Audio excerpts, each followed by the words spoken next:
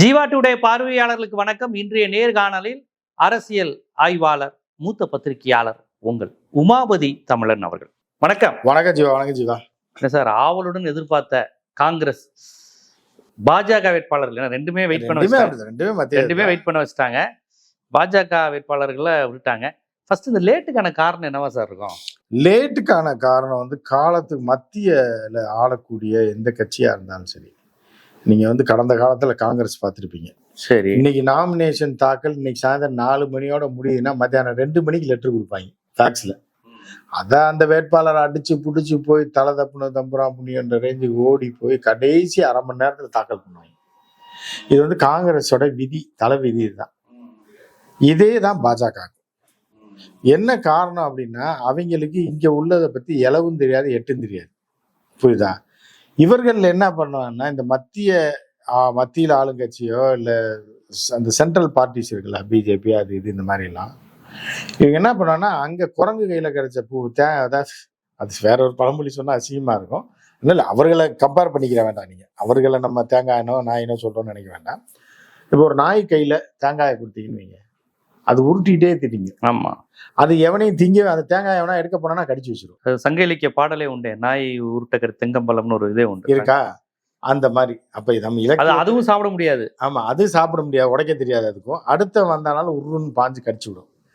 அப்புறம் கடைசியில் நாய் படுத்ததுக்கு அப்புறம் தேங்காயை கொண்டு போய் உடச்சி எவனா எடுத்துனா தான். அந்த அளவுக்கு எவனும் நாய்கிட்ட இருக்க பறிச்சு திங்கிற அளவுக்கு எவனும் இருக்க மாட்டான்றதுக்காக தான் மத்திய கட்சிகள். அமைதிப்படை அமாவாசை இருக்காரு, நாய்கிட்ட இருந்து தேங்காய் பொறுக்கிற சீன் தானே இன்ட்ரோ சீனே தான். இருந்தாலும் அந்த நாயின்றதை அதை கொண்டுதான் அந்த தேங்காய் எடுக்க முடியும். ஆமா, அவர் கொண்டுருவாரு, நாய் கொண்டுருவாரு, நான் கொண்டேன் அப்படிங்குவாரு. அதே மாதிரிதான் இது. இப்ப எங்களுக்கு டெல்லியில உட்கார்ந்துருக்கவனுக்கு அவினாசி எங்க இருக்கு, ராஜபாளையம் எங்க இருக்கு, கிணத்து கடவு எங்க இருக்கு, அவினாசி எங்க இருக்கு, சிங்கானூர் எங்க இருக்கு, எதுவுமே அவனுக்கு தெரியாது. அவங்க லிஸ்ட் வச்சிருப்பாங்க. ஓ எஸ், தேனி அப்படின்னு. ஒரு காமெடி சொல்றேன். நான் ஒரு இங்கிலீஷ் சேனல்ல எடிட்டரா இருந்தேன், ஜாயின் பண்ணேன். அப்பதான் அந்த சீஃப் எடிட்டரா இருக்கவன் போய் ரிசைன் பண்ணிட்டேன். அடுத்து நான் தான் பார்க்க வேண்டிய ஒரு கட்டாயம். குறுகிய காலம் நான் தான் பார்த்தேன். இங்கிலீஷ் நியூஸ், தமிழ் நியூஸ் ரெண்டையும் ஒரு 2 மாசம் பார்க்க வேண்டிய ஒரு காபந்து அரசா நான் பார்த்துட்டு இருந்தேன். அப்ப என்னன்னா, ஒரு பொண்ணு, ராஜஸ்தான்கார பொண்ணு, அசைன்மெண்ட் டெஸ்க்ல இருந்து, நல்ல பிள்ளை, அருமையான பிள்ளை, அமைதியான பிள்ளை, ரொம்ப தங்கமான பிள்ளை, ரொம்ப நல்ல பிள்ளை, படிச்சது, எம்ஏ ஜேர்னலிசம் முடிச்சது, இங்க உள்ள ஒரு முக்கியமான கல்லூரி. அடிக்கடி நிறைய பேர் அந்த அடைமொழியோட சுத்திட்டுருவாங்க சென்னையில. அந்த கல்லூரியில தான் படிச்சது. சரின்னு திடீர்னு பார்த்தா நீங்க வரதா புயல் வந்துருச்சு. ஆமா, 2015 அன்னைக்கு யாருமே இல்லை டெஸ்ட்ல எல்லாம் 24 ஹவர்ஸ் வேலை பார்த்துட்டு இருக்கோன்னே நான் என்ன சொன்னேன், அந்த கடலூர் மாவட்டத்துக்கு கொஞ்சம் தள்ளி, புரியுதா உங்களுக்கு, கடலூர் மாவட்டத்திற்கு கொஞ்சம் தள்ளி ஒரு கிராமம், ஒரு 100 கிலோமீட்டர்ல ஒரு கிராமத்துலேயே மழை பாதிப்பு இருக்கு அப்படின்ன உடனே இந்த பொண்ணு என்ன பண்ணிருக்கு, மேப் எடுத்து வச்சு பார்த்துக்கிட்டு இருக்கு, வடிவேல் மாதிரி. மேப்ல ஸ்டிக்ல பார்த்துட்டே இருந்துச்சு. பார்த்துட்டே இருந்து டக்கு டக்குன்னு ஃபோன் போட்டே இருந்துச்சு. என்னடா இவ்வளோ நேரம் ஆச்சுன்னு, what's happening, call the reporter first. Sir, I'm trying to call him sir, is not picking the phone. Okay very fast, time is going on சொல்கிறேன். சரி, வெளியே போய் மேப்பை வச்சு பார்த்துட்டே இருந்துச்சு. நான் என்னடா மேப்பை வச்சு பார்த்துக்கிட்டு இருக்கேன் அப்படின்னு பார்த்தா, ராமேஸ்வரம் ரிப்போர்ட்டருக்கு ஃபோனை போடுது. கடல் பகுதி, அப்படி கடல் அப்படி அது மேப்ல பார்க்கும்போது தூத்துக்குடி சம்பவம். இது வரதா புயல், தூத்துக்குடியில ஒரு புயல், கடல் பகுதி பக்கம் மாதிரி. அதுக்கு பார்த்த உடனே பக்கத்துல ராமேஸ்வரம் தெரியுது. புரியுதா உங்களுக்கு? ராமேஸ்வரம் ரிப்போர்ட்டுக்கு போன போட்டு, இல்லை மேடம், அவன் தமிழ் ரிப்போர்ட்டர், நம்மளால ஏரியா ரிப்போர்ட்டர், இல்லை மேடம், அது நமக்கும் தூத்துக்குடிக்கு சம்மந்தமே இல்லை மேடம், ராமேஸ்வரம் இருக்கு. No it is nearby to Thoothukudi, map is showing that. அப்புறம் நான் போய் என்னமா பண்றேன் அப்படின்னு பார்த்தா, தூத்துக்குடி ரிப்போர்ட்டர் ஃபோன் எடுக்க மாட்டேன், ராமேஸ்வரம் ரிப்போர்ட்டருக்கு ஃபோனை போடுது மேப்பை பார்த்து. அப்ப அது என்ன நினைக்குதுன்னா, மேப்ல தூத்துக்குடிக்கு அடுத்து ராமேஸ்வரம், கடலை ஒட்டியே கடல் பகுதி, அப்படியே கடல்ல போட்ல வந்துருவான்னு நினைச்சிருப்பான். அவன் ராமேஸ்வரம் தூத்துக்குடி எப்படி வருவான்? அவனுக்கு பஸ்ஸே கிடையாது. சோ இலங்கைக்கு ஏட்டு சுரக்கா இதுக்கு உதவாது. நீங்க அந்த மேப்பை சுட்டி வச்சிட்டீங்க வான்னு சொல்லி தூத்துக்குடி பக்கத்துல இருக்க ரிப்போர்ட்டர், ஒரு ஏரியா ரிப்போர்ட்டர் கூப்பிட்டு 10 நிமிஷத்துல போய் எடுத்து கொடுத்தான். ஸோ இப்படிதான் டெல்லிக்காரங்க இருப்பாங்க, மேப்பை வச்சுக்குவாங்க. உசிலம்பட்டி பக்கத்துல ஆண்டிப்பட்டி, ஆண்டி பக்கத்துல தேனி பக்கத்துல இது கம்பம், கம்பத்துல முத்துப்பாளையம், பெரிய பெரிய குளம் கேரளா. அப்ப கேரளா பார்டர்ல இருக்கு அப்படின்னு நினைச்சுவாங்க. உசிலம்பட்டி கேரளா பார்டர்ல இருக்கு. உசிலம்பட்டி கேரளா பார்டர். ஆமா, அதான் மேப்ல அப்படிதான் காட்டுது. இன்னும் கொஞ்சம் விட்டா மதுரையை சொல்லிடுவாங்க. அப்ப வந்து இது பண்ணி இதை வந்து கேரளா மலையாளி யாரையாவது அங்க போட்டீங்கன்னா கூட ஜெயிச்சிருவாங்கல்ல உசிலம்பட்டியில. அப்படி கூட நேஷனல் ஏமாத்தலாம் அப்படிதான் வந்து சொல்லுவாங்க இவங்க. ஸோ இப்படிதான் என்ன பண்ணிருக்காங்கன்னா, அவங்களுக்கு தெரிஞ்சது 2-3 பேர் தான். முருகன், தமிழிசை, அண்ணாமலை. இப்ப வந்து மைனார் கேட்பாங்க என்ன பண்ணலாம் அப்படின்னு. சரி நான் கொடுத்துருக்கேன்னா உடனே நம்ம ஜெயிச்சிருவோம்ல கட்டாயம் ஜி, ஆட்சி அமைக்க போறோம். அப்ப நம்ம 28ல ஒரு 23 கன்ஃபார்மா ஜெயிச்சிருவாங்க. 28ல 23 ஜெயிச்சிட்டோம் அப்படின்னா அவங்க ஒரு ஏடிஎம்கே ஒரு 90 ஜெயிப்பாங்க ஜி. 113 ஆச்சு. அப்புறம் சில்லற கட்சிகள்லாம் சேர்த்து நம்ம தான் விஜய் ஒரு 4 ஜெயிச்சா அவனை இழுத்து போட்டுடலாமே அப்படின்னோடனே எல்லாம் போட்டு கூட்டணி ஆச்சு. நம்ம மகாராஷ்டிரா மாதிரி பண்ணிடுவோம், பீகார் மாதிரி பண்ணிடுவோம். ரைட்டு. அப்ப அதுக்கு நமக்கு ஆளுக்கு மினிஸ்ட்ரிக்கு ஆள் வேணுமே, புது ஆளுக்கு நம்ம கொடுக்க முடியாது. அப்ப என்ன பண்றோம், முருகன் அனுப்பிவிடுங்க, துணை முதலமைச்சர் முருகன். அப்புறம் வந்து நிர்மலா சீதாராமன் தான் முதலமைச்சர். நிதி அமைச்சர் வந்து யாரு, தமிழிசை. அப்படியா? பதவி பைத்தியாச்சு தமிழிசை. இப்படி இவங்களை பூரா சீட்டு கொடுத்துருங்க அப்படின்னு சொல்லி எல்லாரும் கொடுத்தாங்க. கடைசியில பார்த்தா இங்க வந்து பார்த்தாதான் தெரியும் என்ன நடக்கும்னு. எல்லாருக்கும் தமிழ்நாட்டு மக்களுக்கு தெரியும். ஸோ இப்படி இருக்கும்போது அங்க வந்து கோயம்புத்தூர்ல நிக்கிறதுக்கே பயந்துகிட்டு யாரு, கமலஹாசனை எதிர்த்து நின்ன வானதி சீனிவாசன் கோவை வடக்குக்கு வந்திருக்காங்க. வடக்கு விநாயகன்ற மாதிரி. அந்த உள்ளூர்ல இருக்க நிலைமை அவங்களுக்கு தானே தெரியும். அமித்ஷாக்கு எப்படி தெரியும்? நீ டெல்லியில உட்காந்து இப்படிதான் கோடு போட்டுருக்காங்க. இந்த மேப்பை பார்த்துருக்காங்க. இந்த மேல 2 கொடுத்துருங்க, நடுவுல 2, ரைட்ல 2, நடுவுல 2, லெஃப்ட்ல 2, கீழே 2. எல்லா இதுலயும் பரவலா நம்ம ஆள் ஜெயிக்கணும். அப்படி தேர்ந்தெடுத்தது தான் இந்த 28 தொகுதி.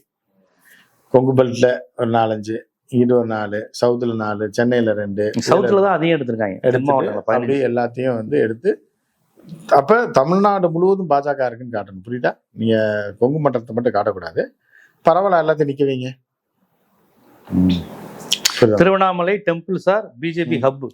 அந்த இதுல சில பருத்தி வீரன்ல ஒரு பாட்டு இருக்குமே, ஊரோரம் புளிய மரம், அதுல பாடும்போது இடையில காட்சி சொல்ல, நீங்க வா நீங்க வா, நீ நடுவில் நில்லு. அது மாதிரிதான். ஆமா, இப்ப ஆடு ஆடுன்னு நாடு அழகிக்கலாம் பாட்டு. அந்த மாதிரிதான் இப்ப நிறுத்திருக்கேன். நீங்க முருகன் நீங்க இப்படி நிறுத்து, ரைட்டு. வானதி இங்க நிறுத்து, ரைட்டு. இங்க ஜெயிச்சா எல்முருகன் இங்க போடு, இந்த இது தமிழிசைக்கு தாங்க போடு அப்படின்னு போட்டு ஃபில்அப் பண்ணி. மயிலாப்பூர் எப்படி பிஜேபி ஜெயிச்சிடும், தமிழிசை அவங்க ஜெயிச்சிருவாங்க மயிலாப்பூர்.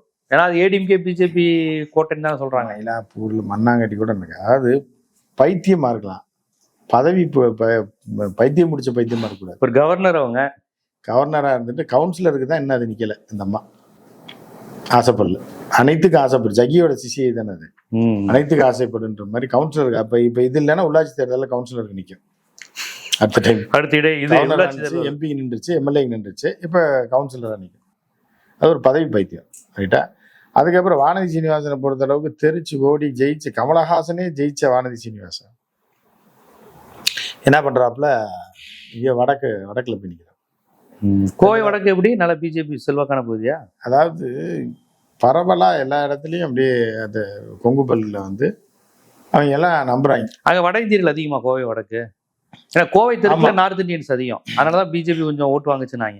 கோவை வடக்குல அதிகமா? வடக்குல எல்லாம் அதிகம் கிடையாது. மார்வாடி அதெல்லாம் கிடையவே கிடையாது. கவுண்டர் நாயுடு தான். கவுண்டர் நாயுடு தான் அதிகம். இங்க போய் மரண தோல்வி அடைய போகுது. புரியுதா உங்களுக்கு? ஏற்கனவே நாயுடுகளை சீண்டி விட்டு சொரஞ்சு விட்டாங்க பிஜேபியா. ஆமா, ஏற்கனவே நிர்மலா சீதாராமன் சொரிஞ்சு விட்ட சொரியில தான் அங்க போச்சு. அந்த ஹோட்டல் அவர் நாயுடு. ஆமா, அவர்லாம் நாயுடு சங்கத்துல முக்கியமான ஆளு, டிசைடிங் ஃபேக்டர். வானதி சீனிவாசன் அண்ணன் கூட்டு போய் மன்னிப்பு கேட்க விட்டது யாராவது? அவர் கூட்டு போய் நாயுடு லாபி பிஜேபி இல்லையா? நார்த்ல காலி ஆயிருங்க. அவங்க பிஜேபி இந்துத்துவா வெறியா இருந்தா கூட தன்னுடைய இனத்தை சார்ந்த ஒருத்தரை ஒரு லேடி கூட்டு போய் மன்னிப்பு கேட்க, இன்னொரு லேடிட்ட மன்னிப்பு கேட்க வைக்கும் போது அவங்களுக்கு மான வெக்க ரோசா இருக்காதுன்னு நினைக்கிறீங்களா நீங்க? இத்தனையும் அவர் எதிர்த்து ஒண்ணு கேள்வி கேட்காத ஒரு மனுஷனை, பவர்ஃபுல்லான மனுஷனை, ஹோட்டல் சங்க தலைவராக மிகப்பெரிய ஒரு இதுல இருக்கக்கூடியவர், கோயம்புத்தூர் சிட்டியை பொறுத்த அளவுக்கு நாயுடுகள் மத்தியில் மிகப்பெரிய லாபியிஸ்ட் அவங்க அப்பா இவர் எல்லாம். ஏன்னா கோயம்புத்தூர் சிட்டியே வந்து நாயுடு கண்ட்ரோல்ல தான் இருக்கு. ஏன்னா இப்படி இருக்கும்போது இந்த அம்மா அங்க போட்டா வளைச்சு இது வம்பா போய் வாண்டடா வண்டியில ஏறுது இந்த அம்மா. 1000 ஓட்டுல என்னதான் சண்டை போட்டாலும் அது கொங்கு பெல்ட்டாவே இருந்தாலும் தோக்குறது 1000 ஓட்டுலையா 5000 ஓட்டுலையான்றதுதான் இப்ப பிரச்சனை. வானதி சீனிவாசன் தோக்குறது எத்தனை வாரத்துல இதுல தோக்க போறாங்க. இந்த மதுரையில அந்த ஒரு இது சொல்லுவாங்க, ஒருத்தனை சொல்லியிருக்காங்க, ஒரு அங்க அண்ணன் அழகிரி இருக்கும்போது ஒருத்தனை போய் மிரட்டிருக்காங்க, நீ சாகணும், ஆனா மருந்து குடிச்சு சாகரியா, தூக்கு போட்டு சாகரியா, இல்ல நாங்க கொன்னு சாகரியா, இல்ல நீயா கழுத்தறுத்து சாகரியா, அது நீயே முடிவு பண்ணி, ஆனா நீ சாகுற, ஆனா இந்த 4 சாய்ஸ் இருக்கு, நீ எப்படி சாக விரும்புறியோ அப்படி நீ பண்ணிக்க, இல்ல கிணத்துல குடிச்சு சாகுறதுனாலும் பரவாயில்ல. இப்படி 5 சாய்ஸ் ஒருத்தனுக்கு கொடுக்குறாங்க ஜனநாயக ரீதிப்படி. அந்த மாதிரிதான் வானதி. தோக்க போறீங்க, நீங்க 1000 தோக்குறீங்களா 5000 தோக்குறீங்களா, படுதோல்வி அடைய போறீங்களா அப்படின்றதுதான் அந்த பிரச்சனை. சரி, அண்ணாமலைக்கு ஏன் சார் சீட்டு தரல? அண்ணாமலை என்னன்னா அது கவுண்டர் லாபி. அதுல கவுண்டர்கள்லாம் என்ன நினைக்கிறாங்கன்னா, வானதி கவுண்டர் அண்ணாமலை கவுண்டருக்கு எதிராக இருக்காங்களா? அப்படிலாம் இல்ல. அந்த கவுண்டருக்குள்ளேயே என்னன்னா, ஒரு கவுண்டர் தான் முதலமைச்சரா இருக்கணும், அந்த நாட்டை ஆளணுன்றதுதான் பெருவாரியான மக்களோட, அந்த கவுண்டர் மக்கள் ஆசைப்பட்டாங்கன்னு சொல்லி எடப்பாடியாருக்கு சப்போர்ட் பண்ணாங்கன்னு சொல்லப்பட்டது உண்டு. சரியா? எல்லாரும் அப்படி கிடையாது, எல்லாரும் ரூல்ஸ் கிடையாதுல்ல. ஒரு கவுண்டர்களுக்கு, அதாவது ஒரு கவுண்டமணி ஒரு பழமொழி சொல்லுவாப்புல, காட்டை வித்து கல்ல குடிச்சாலும் கவுண்டன் தான் வாங்க. கவுண்டர் படத்தையே சொல்லுவாரா? ஆமா, படத்துல டைலாக் இருக்குல்ல. சோ அப்ப என்னன்னா, கௌரவத்தை ஒரு இம்மி அளவு கூட விட்டு கொடுக்க மாட்டாங்க அப்படின்றதுதான் அவர்களுடைய பாரம்பரியம். ஆனா ஒருத்தர் தவழ்ந்து உருண்டு பிறண்டு போய் அதுல ஒரு தலைவனா இருந்து இவர் தான் நம்ம தலைவன் சொல்றது எவ்வளவு மானக்கேடோ சார். அதுக்கப்புறம் தானே சார் 65 சீட்டு ஜெயிக்க வச்சாங்க அவரை. அதுதான் அதாவது நான் சொன்ன எல்லாரும் அந்த மாதிரி இருக்க மாட்டாங்க. இந்த சீட்டு ஜெயிக்க வச்சாலும் எல்லாருமே மானம் கெட்டு போய் இருக்க மாட்டாங்கன்றது அவர்கள் நம்ம சொல்லல. சோ இப்படி இருக்கும்போது என்ன, அதுலயும் இன்னொருத்தன் போட்டியா புரியுதா? அப்ப எடப்பாடிக்கு ஜெயிச்சிடறாரு அண்ணாமலை. ஆமா, அப்ப எடப்பாடி தான் தலைவனா இருக்கணும். அந்த கவுண்டருக்கும் தலைவர் எடப்பாடியா தான் இருக்கணும், தவிர அண்ணாமலையா இருக்கக்கூடாதுன்றதுதான் அவரோட. அண்ணாமலைக்கு எடப்பாடியை காலி பண்ணுன்றது. இப்ப முட்டி மோதி என்னன்னா, மொத்தத்துக்கு அந்த இதுல சொல்லுவாங்கல்ல வடிவேல், அந்த குடும்ப நாசமா போடும், அந்த பிள்ளைய நீ கல்யாணம் பண்றியா நான் கல்யாணம் பண்றேன், மொத்தத்துக்கு அந்த குடும்ப நாசமா போகணுன்றதுதான் யாரோடது? அண்ணாமலையோட. புரியுதா? அந்த மாதிரி என்னன்னா, மொத்தத்துக்கும் எடப்பாடியாரோட தான் அதுதான். பிஜேபி நாசமா போகணும். எவன் ஜெயிக்கிறீங்களா, கவுண்டர் ஜெயிக்கிறீங்களா, நாய்க்கர் ஜெயிக்கிறீங்களா, யாரு ஜெயிக்கிறீங்களா, இப்ப இது நாசமா போகணுன்றதுதான். அண்ணாமலைக்கு எடப்பாடி நாசமா போகணுன்றதா? எடப்பாடிக்கு பிஜேபி நாசமா போகணும், அண்ணாமலைக்கு எடப்பாடியே நாசமா போகணும். நயினாருக்கும் அண்ணாமலை எதிர்ப்பு. ஆமா, நாசமா போகணுன்றது சம கூட்டணி. மொத்தத்துக்கு திமுக மித்த கூட்டணி எல்லா கட்சிக்கும், மொத்தத்துக்கும் பாஜகவும் மத்திய அரசு நாசமா போகணுன்றது. அது திமுக கூட்டணிக்கு, மக்களுக்கும் அதுதான். எவனோட மோதுறீங்களா, மொத்தத்துக்கு நீங்க எல்லாம் வீணா போனீங்கன்னா சந்தோஷம்டான்ற மாதிரிதான். அப்படி ஒரு சூழல் இருக்கு. மதுரையில எப்படி சார், அந்த ராம சீனிவாசன் கடந்த முறையே பயங்கரமா வாக்குகள் வாங்கினாரு. இல்ல, மதுரையில ஏடிஎம்கே 3ஆம் இடத்துக்கு தள்ளி விட்டு இவங்க வாங்கினாங்கலாம் சொன்னாங்க. மீண்டும் அவருக்கு வாய்ப்பு கொடுக்கப்பட்டிருக்கு. எப்படின்னு பாக்குறீங்க? அதான் நேற்று சொன்ன மாதிரிதான், நீங்க காஃபி இந்த கடையில் நல்லா இருக்கு, டீ நல்லா இருக்கு, காஃபி டீ ஒன்னா கலந்தீங்கன்னா அப்படிதான். தனியா நின்னா ராமசீனிவாசனுக்கு ஓட்டு போடுவாங்க. ஏடிஎம்கேவோட சேர்ந்தா ஏடிஎம்கே காரன் பாதி பேர் ராமசீனிவாசனுக்கு ஓட்டு போடாம வேற ஆளுக்கு போட்டுருவாங்க. ராமசீனிவாசனுக்கு போடுறவனு ஏன்டா அவனோட போய் சேர்ந்துன்னு இது பண்ணுவாங்க. அவருக்கு போடாம வேற யாருக்கா போட்டுருவாங்க. இப்படி குடியில் இருக்குதான். அப்படி கூட்டி கழிச்சு கணக்கு பார்த்தா மோடிஜி தான் பிரதமரா இருக்காரு. தமிழ்நாடு ஃபுல்லா 234 அவங்க தானே ஜெயிக்கணும். காந்தி சிட்டிங் எம்எல்ஏக்கு அவரெல்லாம் ஜெயிச்சிருவாரு. காந்திலாம் ஜெயிச்சிருவாரு. கன்னியாகுமரி காந்தியெல்லாம் ஈஸியா ஜெயிச்சிருவாரு. ஏன்னா அவரை பொது வேட்பாளரா அங்கே ஏரியால பாத்தீங்கன்னா பொது வேட்பாளரை பாக்குறேன். நல்ல மனுஷன், செருப்பு போட மாட்டாங்க. அவர் செருப்பு போடாது இல்ல, இவங்களுக்கு என்ன இருக்குன்னு தெரியல. இந்த மாதிரி ஹியூமன் கேபிட்டல்ஸ் அப்படிதாங்க இருப்பாங்க. அவங்களா குருட்டுத்தனமா செருப்பு போட்டா கட்டவனா? ஆமா, ஷூ போட்டா ஐயோ மகாயோகியம். ஷூ போட்டு மோடிஜி, காந்தி நல்லவர், செருப்பு போடல. மோடிஜி ஷூ போடுறாரு, டெய்லி ஒரு ஷூ. அப்ப அவரு கெட்டவரா? சொல்லுங்க முதலாளி, சொல்லுங்கன்ற மாதிரி சொல்ல, நான் கெட்டவரா முதலாளி? சரி, அந்த மாதிரி மோடிஜியை பொறுத்த அளவுக்கு 4 பேருக்கு நல்லது நடக்குதுன்னா, 4 குஜராத்திக்கு நல்லது நடக்குதுன்னா எதுவும் தப்பு கிடையாது அவரோடது. அது மாதிரி இருக்கு. அதே மாதிரி இவர் செருப்பு போடலன்றதுனால பல வீட்டுல உலக உதச்சிடும். யாரு? காந்தி செருப்பு போட்டதுனால. ஆனா அந்த ஈரான்காரன் அந்த பகுதியில ஜெயிச்சிருவாரு. செருப்பு போடலாமையா? செருப்பு போடாம ஒரு எம்எல்ஏ இருக்காராமையா? 2 டேங்கர் குடுங்கியா கேஸ் அந்த ஏரியாவுக்கு. எவ்வளவு நல்லவர் அப்படின்னு உடனே கொடுத்துருவாங்க. இல்ல, கன்னியாகுமரி மாவட்டம் பிஜேபி சார்பான பகுதி. இப்பதான் நான் ரொம்ப நுட்பமான கேள்வி கேட்க போறேன். இதுக்கு நீங்க ரொம்ப ஆழ்ந்து ஆய்வு செஞ்சுதான் சொல்லணும். விளவங்கோடு காங்கிரஸ்ல நின்ன விஜயதாரணி மேடத்துக்கு பாஜக வாய்ப்பு கிடைச்சிருக்கு. இது கிடைக்காம பல நேரம் அவங்களே புலம்பியிருக்காங்க, மற்றவங்க சொல்லலை. அந்த வீடியோ பார்த்தீங்கல்ல, நான் வந்து எனக்கு ஒண்ணுமே வாய்ப்பு வரல அப்படின்னு அவங்க புலம்புனாங்க. இன்னைக்கு கிடைச்சிருக்கு. எப்படி விளவங்கோடு காங்கிரஸ் கோட்டையை ஒட்டச்சு காவி கோட்டையா மாத்திடுவாங்களா விஜயதாரணி? அல்ல விஜய், அதாவது எப்படின்னா, நீங்க வந்து இப்போ ஒரு பொண்ணு வருதுன்னு வைங்களேன், இவங்கள சொல்லலை, பொண்ணு வருது புரியுதா? அது வந்து சுடிதார் போட்டு வந்தாலும் அந்த பேர் மாறிடுமா? ஒரு நாளைக்கு மிடி போட்டு வந்தோடனே விஜிதான்றது அஜிதாவை மாறிடுமா? அப்படிலாம் கிடையாது. அங்க வந்து இருக்கிறது காங்கிரஸ் தான். நீங்க என்ன விஜயதாரணிங்கிற தனிப்பட்ட ஆளுமை கிடைச்ச வெற்றி இல்லையா? கிடையாது. அப்புறம் எப்படி இன்னொரு லேடி நிக்குது, அது ஜெயிக்குது? இந்த மாதிரி சீட்டை தராம கொடுத்தாங்கல்ல பிஜேபியில, இதுல காங்கிரஸ்ல இடைத்தேர்தலில் ஜெயிச்சு. அப்ப விஜயதாரணி அவர்கள் சட்டமன்றத்துக்கு மீண்டும் போகவே முடியாதா? போவாங்க, பட் போலாம். சும்மா ஆட்டோ பிடிச்சி இந்த ஓலோல ஆட்டோ போனாலே தொடர்ந்து 3 முறை சட்டமன்ற உறுப்பினர். அவ்வளவுதான். எல்லாத்துக்கும் கிரகம் வந்து, இப்ப நீங்க வந்து கிரகங்களை நம்ப மாட்டீங்க, நான் நம்புறேன். கிரகம் சுத்தி அடிக்கும் போது இப்ப சனி வேற மாறி இருக்குன்றதுனால டோட்டலா முடிச்சு கட்டிடும். அவங்க எம்பிங்கிற நம்பிக்கையில வந்தாங்களோ பிஜேபிக்கு? எம்பி மாநில தலைவர், அடுத்து வந்து மத்திய அமைச்சர், அப்படி யோசித்தாங்க. அப்படி போனாப்புல. ஆனா இப்பதான் அண்ணாமலை ஒதுக்கிட்டாரு. அண்ணாமலை தானே பிரச்சனை பண்ணாரு இவங்களை வர விடாம. இப்ப நயினார் நாயந்தன் அவங்க ஊருக்கு அவரு யாருன்னே தெரியாது இல்ல.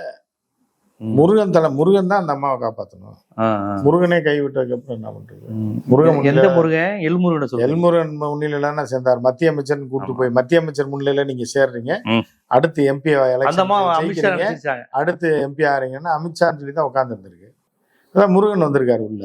முருகன் வந்தோடனே என்ன இந்த தம்பி இங்க இருக்காரு அப்படின்னோடனே, மத்திய அமைச்சர் வந்துட்டார் தான், வாங்க எந்திரிங்க, என்ன மரியாதை இல்லாம யார சொல்றீங்க? முருகன் தான் சொல்றேன், அவர் முன்னில நீங்க சேர போறீங்கன்னா அன்னைக்கே வந்து அந்த வாழ்க்கையில அவங்க அமித்ஷா ரேஞ்சுக்கு எதிர்பார்த்தாங்களோ? அமித்ஷா இல்லைன்னா அட்லீஸ்ட் ராணுவ அமைச்சர் ராஜ்நாத் சிங், இல்லைன்னா இதுல அண்ணாமலை வேற டென்ஷன் ஆயிட்டாப்ல. ஓஹோ, அங்க போய் மத்திய அமைச்சர் சேர்ற நீ அப்படின்ற மாதிரி ஆகிட்டாங்க. அவங்க நல்ல டைப் தான். நம்ம அன்னைக்கு என்னுடைய இதில் கூட பங்கேற்றாங்க, நிகழ்ச்சியில் பங்கேற்று கூட பேசினாங்க. அவங்களோட ஆதங்கத்தை சொல்லிட்டு போயிட்டாங்க பாதியில. நல்லா. ஆனா காங்கிரஸ்ல இருந்தா இப்பயும் அவங்க எம்எல்ஏங்க. எம்எல்ஏ இல்லைங்க, அடுத்த மாநில தலைவராக இருக்கலாம். இப்போ இதுக்கு அடுத்து எல்லாம் மண்ண போட்டாங்க. அது விதி யாரை விட்டுச்சு அப்படின்றது. சரி பாப்பா, அவங்க வெற்றி பெறுவாங்களா என்னன்னு தெரியும். விளவங்கோடுங்கிறது காங்கிரஸ் தொகுதியா விஜயதாரணி தொகுதியாங்கிறத நிரூபிக்க வேண்டிய கட்டாயம் வந்திருக்கு. சரி, ஓகே. அப்படி திருநெல்வேலிக்கு வருவோம். திருநெல்வேலியில கடந்த முறை நின்றவர் வந்து கொஞ்சம் தள்ளி வந்து நிக்கிறாரு, நயினா நாகேந்திரன், மாநில தலைவர். எதுக்கு தொகுதி மாறினாரு? இல்ல, அதான் இப்போ வந்து இது போட்டிருக்காங்க, ஒரு கார்ட்டூன் வெளியிட்டு இருக்காங்க. அந்த கார்ட்டூன்ல வந்து 4 பேர் சேர்ந்து பாடையில தூக்கிட்டு போற மாதிரி பிஜேபி, நயினா நாகேந்திரன், தமிழிசை, வானதி, அண்ணாமலை, இன்னொருத்தர் யாரோ ஒருத்தர். இந்த சொன்னதுல இதோட பெரிய தலைவர் யாருங்க பாஜக? ஏதோ கார்ட்டூன் பார்த்தேன் நான் இப்பதான், சங்கிகளே போட்ட கார்ட்டூன் அது. ஓஹோ, அந்த மாதிரி எதெல்லாம் தொகுதியா பார்க்க வேணாம், எல்லாமே ஒரு 3 இடத்துல ஜெயிப்பாங்க. காந்தி ஜெயிச்சிருவாரு, அது மட்டும் உறுதியா சொல்லலாம். ஓ, அவர் என்ன உறுதியா ஜெயிச்சிருவாருங்க? உறுதியா ஜெயிக்கிறதுக்கு வாய்ப்பு அதிகமா இருக்கு. அதுக்கப்புறம் வர்றது பூரா பத்மநாபபுரத்துல பிஜேபி ஜெயிச்சிருமா? எதிர்த்தாப்புல சிபிஎம் நிக்குது. இல்ல, அது இப்போ அது கடைசி நேரம் மாறும். பத்மநாபபுரத்துல ஏற்கனவே சிபிஎம் ஜெயிச்சிருக்கிறாங்க. திமுக இவர் மனோ தங்கராஜ் அவர்கள் இருந்துக்கிறாங்க. பாப்பா கன்னியாகுமரி எப்படி இந்த இடத்துல காங்கிரஸா பிஜேபியான்னு அவங்க ஏரியா, அது அவங்க 2 முட்டி மோதிர ஏரியா நாகர்கோயில். சரி, இவருக்கு எப்படி நயினா நாகேந்திரன் ஜெயிச்சிருவார்ல, கட்சி மாநில தலைவர்ல போன முறை ஜெயிச்சாரு. நயினா நாகேந்திரன் ஜெயிக்கிற கஷ்டம் தான் அந்த டைம். ஏன் ஏடிஎம்கே சப்போர்ட் இருக்காது அவருக்கு? எடப்பாடி தான் ரொம்ப நெருக்கமா இருக்காரு. ஏடிஎம்கே சப்போர்ட் இருந்தா கூட கொஞ்சம் பிஜேபி சப்போர்ட் இருக்காதுங்களா? ஏடிஎம்கே சப்போர்ட் இருக்கு, பிஜேபி யார் ஓட்டு போடுவா அப்படின்ற மாதிரி இருக்கு. சாத்தூர்லாம் இப்படி பாஜக கோட்டையா? அந்த பகுதியெல்லாம் பாஜக ஏது கோட்டை? பாஜக காப்பி கொட்டை, கோட்டையெல்லாம் கிடையாது. இவங்க நிறுத்திருக்க பல தொகுதியில தாமரைய முத முறையா பாப்பாங்க. ஏன்னா இதெல்லாம் புதுசா ஏன்னா ஃபெமிலியரான சின்னம் குறைவா இருக்கேன் இல்லைங்க, அதுதாங்க ஏடிபி தாமரையா அப்படின்னு அந்த மாதிரி கொண்டு போகணும். மொத்தத்துக்கு பிஜேபி போங்குதான். அதேதான் எடப்பாடியார் ஒரு பெயிண்ட் அடிச்சு விட்டாரு. 28 தொகுதியில ஒரு 5-6 தொகுதி ஜெயிக்கிறது கஷ்டம், ஜெயிப்பாங்க அதுக்கு மேல. அப்படியா? அண்ணாமலை வந்து கொஞ்சம் ஒரு மாதிரி ஒதுங்கி எடப்பாடியால் ஒதுங்கப்பட்டார் அப்படி வச்சுக்கலாம். எடப்பாடி ஜெயிச்சிட்டார். அப்படி இல்ல, இந்த ரவுண்ட்ல எடப்பாடியார் ஜெயிச்சிட்டாரு. சரி, அண்ணாமலை ஆதரவாளர்கள் வேலை பார்ப்பாங்களா இல்லையா? ஆனா அண்ணாமலைக்கு அமர் பிரசாத் ரெட்டி அவர் தெரியுதா? நான் இருக்கு அமர் பிரசாத் ரெட்டிலாம் அண்ணாமலை ஆளு. இப்ப அவரெல்லாம் எங்க இருக்காரு? ராஜஸ்தான்ல படிச்சுட்டு இருக்காரு. இந்தியா ஏதோ காலேஜ்ல சேர்ந்திருக்காரு. என்ன சொல்றீங்க? ஆமா, பார்ட் டைமா அதை படிச்சுட்டு இருக்காரு. ஸ்டூடெண்டாவா? என்னது பொலிட்டிக்கல்? விவேக் எல்லாம் 50 வயசு வரைக்கும் ஸ்டூடெண்டா நடிச்சாப்ல. அது மாதிரி ரெட்டிக்கெல்லாம் வந்து பொலிட்டிக்கல் ஜேர்னலிசமா, political science, political administration, okay, AI technology. ஆனா அப்டேட் ஆயிட்டே இருப்பாங்க என்ன அவங்க பிஜேபி. சோ அவர் அப்படி ஆயிட்டாரு. கருணாகராஜன் சீட்டு கொடுத்துருக்காங்களா? கருணாகராஜனுக்கு சீட்டு கொடுத்துருக்காங்களா தெரியல எனக்கு. கருணாகராஜன் இல்ல, குற்றச்சாட்டு இல்ல அண்ணாமலை ஆதரவாளர் குற்றச்சாட்டு, பெண் குற்றச்சாட்டு.